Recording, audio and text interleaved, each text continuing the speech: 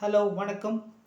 இன்றைக்கி இந்த வீடியோவில் இங்கிலீஷ்லேருந்து ஹிந்தி ஒரு வேர்டுக்கு என்ன அர்த்தம்ன்றதை நாங்கள் தெரிஞ்சுக்கலாம். அதை தமிழில் கூட தெரிஞ்சுக்கலாம்.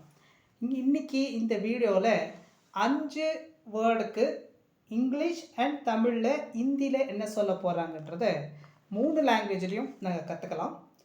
முதல் வேர்டு வந்து ஆஸ்க். ஆஸ்க்ன்றது இங்கிலீஷ் வேர்டாக இருக்குது. இதுக்கு ஹிந்தியில் பூச்னான்னு சொல்கிறாங்க. அதே வேர்டுக்கு தமிழில் நாங்கள் என்ன சொல்கிறோன்னா கேளு இல்லை கேளுங்க. இந்த மாதிரி நம்ம ஆஸ்க்ன்ற வேர்டுக்கு ஹிந்தியில் பூச்னானும் தமிழில் கேளு இல்லைன்னா கேளுங்கன்னு நாங்கள் சொல்கிறோம். அதே மாதிரி இன்னொரு வேர்டு ஆன்சர். ஆன்சருக்கு ஹிந்தியில் வந்து உத்தர்னு கேட்குறோம். உத்தர்னு சொல்கிறாங்க. அதை தமிழில் நாங்கள் பதில்னு சொல்கிறோம். இப்படி ஒவ்வொரு வேர்டுக்கும் நாங்கள் அந்த வேர்டுக்கு தமிழில் என்ன சொல்கிறாங்க, அதுக்கு என்ன மீனிங் வருதுன்றதை டெய்லி ஒரு 5 வேர்டை நாங்கள் ப்ராக்டிஸ் பண்ணின்னு வந்தால் ஈஸியாக நம்ம ஹிந்தி ஆகட்டும் எந்த லாங்குவேஜ் வேணுனாலும் ஈஸியாக கற்றுக்கலாம். ஹிந்தின்றது கஷ்டம் இல்லை, ஆனால் நாங்கள் எப்படி ப்ராக்டிஸ் பண்ணுறோம் எப்படி கற்றுக்கிறோன்றது மேலே தான் டிபெண்ட் ஆகுது.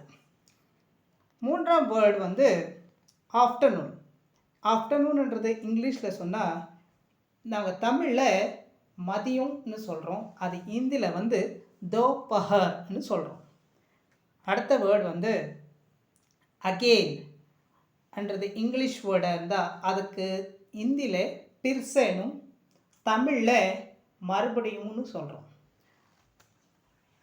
அதே மாதிரி இன்னொரு வேர்டு வந்து ஆங்க்ரி.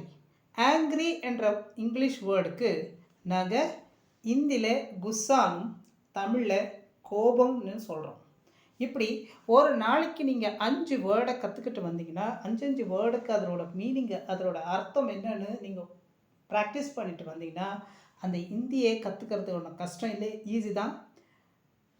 ஈஸியாக கற்றுக்கலாம். இந்த வீடியோ உங்களுக்கு பிடிச்சிருந்தா லைக் பண்ணுங்கள், சப்ஸ்கிரைப் பண்ணுங்கள், உங்கள் நண்பர்களுக்கு ஷேர் பண்ணுங்கள். Thank you. Have a nice day.